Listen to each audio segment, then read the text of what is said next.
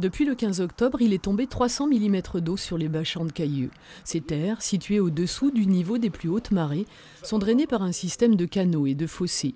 Au bout, une seule écluse pour 120 km de canaux permet l'évacuation vers la mer, avec un système de porte à flot qui se ferme avec l'arrivée de la marée. Donc ouvert 2 fois par jour, fermé 2 fois par jour. Là, la semaine dernière, on avait des coefficients relativement élevés qui maintenaient les portes fermées plus longtemps, donc qui freinaient un petit peu l'écoulement.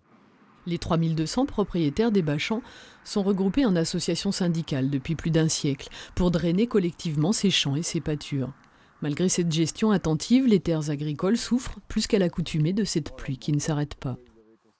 On a peut-être du mal à le comprendre aujourd'hui parce qu'on vit dans des temps modernes.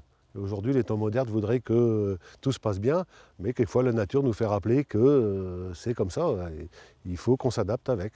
Au cœur des bachans, après les terres agricoles, le Hable se partage entre huttes et mares de chasse et réserves naturelles. Depuis quelques jours, les accès sont parfois difficiles. C'est un chemin, même en fin d'hiver, où on peut marcher il n'y a pas d'eau dedans, quoi. On peut marcher en botte. Là, on a à peu près 20 à 30 cm de trop, quoi. Pour une fin d'hiver, normalement.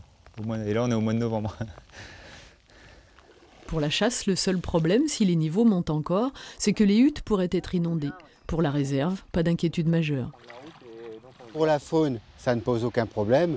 Le risque est simplement pour les constructions humaines, les huttes et des choses comme ça. Les oiseaux s'adaptent parfaitement à la situation. Les coefficients de marée diminuent depuis 2 jours, l'évacuation sera de plus en plus efficace. Tous ici attendent tout de même la fin de cet épisode pluvieux. D'ordinaire, c'est en fin d'hiver qu'on voit ainsi monter excessivement les niveaux d'eau.